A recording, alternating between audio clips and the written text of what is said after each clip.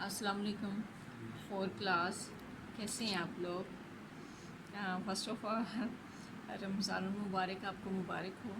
اللہ تعالیٰ ہم سب کو اور ہمارے ملک پاکستان کو ہمیشہ سلامت رکھیں.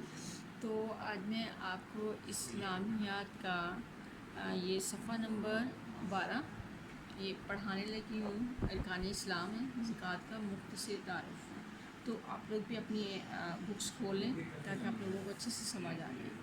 تو اب یہ کہ ہم مسلمان ہیں اور ہمارا دین اسلام ہے. اسلام اللہ تعالیٰ کا پسندیدہ دین ہے. یہ ایک سچا دین ہے. اسلام دنیا اور آخرت میں بھلائی حاصل کرنے اور کامیاب زندگی گزارنے کی ہر طرح سے رہنمائی کرتا ہے. ارکان کیا ہے؟ ارکان رکن کی جمع ہے جس کا معنی ہے ستون یا کسی چیز کا لازمی حصہ. جس طرح ایک عمارت ستونوں کے بغیر کھڑی نہیں رہ سکتی، اسی طرح اسلام کی عمارت بھی خاص ستونوں پر قائم ہے. ستون دراصل وہ اہم عبادات ہیں جن کے بغیر اسلام کا تصور بھی نہیں کیا جا سکتا. ان عبادات کو ارکان اسلام کہا جاتا ہے. تو اب تھوڑا سا میں نے آپ کو اوپر ریڈنگ کروائی ہے. تو ارکان اسلام کیا ہیں؟ ایک اسلام کے ایک لازمی جز ہے، ایک لازمی حصہ ہے. جس طرح آپ دیکھیں کہ ایک عمارت ہم لوگ کھڑی کرتے ہیں، اگر اس کے ستون نہیں بنائیں گے، اس کے نیچے دیوار کھڑی نہیں کریں گے، اس کی صرف چھت ہم بنا دیں گے تو وہ چھت کبھی بھی کھڑی نہیں رہ سکے گی جب تک اس کے ستون نہیں ہوگی. اسی طرح ہمارا اسلام جو ہے وہ خاص ستونوں پر قائم ہے جن کو ہم ارکان اسلام کہتے ہیں. ان کے بغیر اسلام کا تصور بھی نہیں کیا جا سکتا. ان عبادات کو ارکان اسلام کہا جاتا ہے. کون کون سے ارکان ہیں اسلام کے؟ کتنے ارکان ہیں اور کون کون سے ہیں؟ اسلام کے 5 بنیادی ارکان ہیں اور وہ یہ ہیں: توحید و رسالت کی گواہی دینا. کیا ہے توحید و رسالت کی گواہی دینا؟ کیا ہے؟ یعنی کہ اللہ تعالیٰ کو ایک ماننا اور دل سے اس کا اقرار کرنا اور رسالت کی گواہی دینا، یعنی کہ نبی پاک صلی اللہ علیہ وسلم کو اللہ تعالیٰ کا آخری نبی ماننا. نمبر 2 پہ آ جائیں، نماز قائم کرنا. نمبر 3 زکوٰۃ ادا کرنا. نمبر 4 رمضان المبارک کے روزے رکھنا. نمبر 5 حج ادا کرنا. ٹھیک ہے، یہ کیا ہے؟ اسلام کے بنیادی ارکان ہیں جن کے بغیر اسلام جو ہے وہ اسلام کا تصور ہم نہیں کر سکتے ہیں. ٹھیک ہے، اس کے بعد آگے دیکھیں. زکوٰۃ کا مختصر تعارف ہے. زکوٰۃ کے لفظی معنی پاک ہونا یا بڑھنا کے ہیں. اسلامی شریعت میں اس سے مراد ہر صاحب نصاب کا اپنے مال کے 2.5% حصے سے مستحق لوگوں کی مدد کرنا ہے. صاحب نصاب کون ہے؟ جن کے پاس اللہ تعالیٰ نے مال و دولت ان کو دیا ہوا ہے، تو ان کو چاہیے کہ اپنے مال میں سے 2.5% حصے سے مستحق لوگ جو اس چیز کے حقدار ہیں ان کی مدد کریں. صاحب نصاب اس شخص کو کہا جاتا ہے جس کے پاس 7.5 تولے سونا یا 52.5 تولے چاندی یا اس کی قیمت کے مطابق مال موجود ہو. اس پر 1 سال گزر جائے. اس طرح ایک مخصوص حساب سے مال مویشی پر بھی زکوٰۃ لاگو ہو جاتی ہے.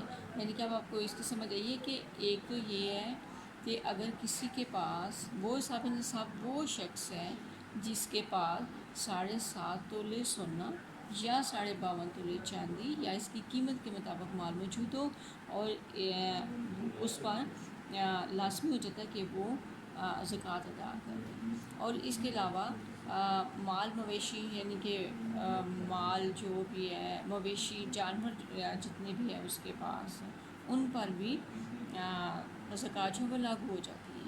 زرعی پیداوار پر بھی زکوٰۃ دی جاتی ہے. زرعی پیداوار کیا ہے؟ جو آپ کی زمینیں ہیں جن پر آپ فصلیں بوتے ہیں، جو ہماری فصل ہوتی ہے اس پر بھی ہمیں زکوٰۃ دینا ہوتی ہے. اسے ہم کہتے ہیں عشر کہا جاتا ہے. اسلام میں زکوٰۃ ادا کرنے کی بہت زیادہ اہمیت ہے. قرآن مجید میں اکثر مقامات میں نماز کے ساتھ زکوٰۃ کا بھی حکم آیا ہے. ایک مقام پر اللہ تعالیٰ کا ارشاد ہے وَأَقِیمُوا الصَّلَاةَ وَآتُوا الزَّکَاةَ، ترجمہ اور نماز قائم کرو اور زکوٰۃ ادا کرو. ٹھیک ہے، نماز کے ساتھ ساتھ زکوٰۃ کا بھی حکم آیا ہے کہ جب آپ نماز قائم کرو اور اس کے ساتھ زکوٰۃ بھی ادا کرو. زکوٰۃ ادا کرنے والوں کے لیے اجر عظیم کی بشارت ہے، یعنی کہ اللہ تعالیٰ نے بہت زیادہ اس کا اجر رکھا ہوا ہے جو لوگ زکوٰۃ ادا کرتے ہیں۔ حضرت ابو ایوب انصاری فرماتے ہیں، ایک آدمی نے رسول صلی اللہ علیہ وسلم سے عرض کیا کہ مجھے کوئی نصیحت فرما دے جو مجھے جنت میں داخل کر دے۔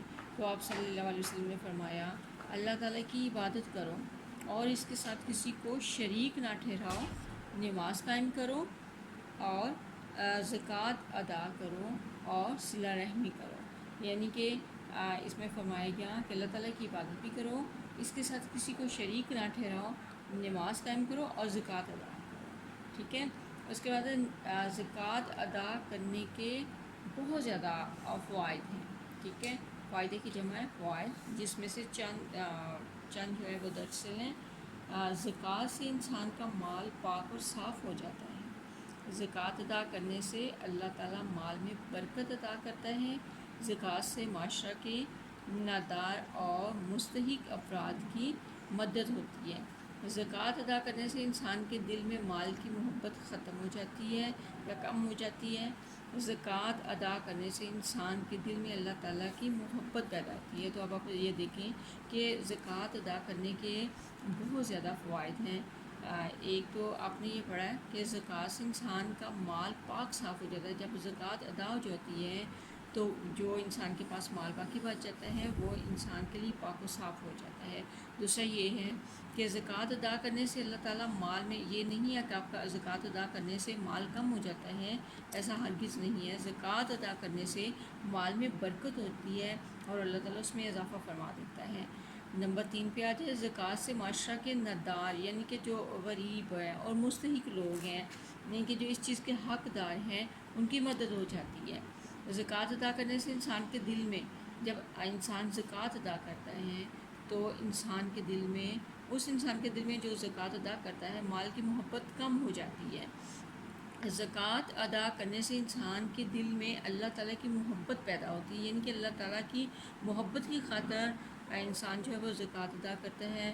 اسے ایک تو یہ کہ اللہ تعالیٰ سے محبت ہو جاتی ہے، اور دوسرا یہ کہ جب ہم اپنے مال میں سے زکوٰۃ ادا کرتے ہیں تو اس سے غریب اور مستحق لوگوں کی مدد ہو جاتی ہے۔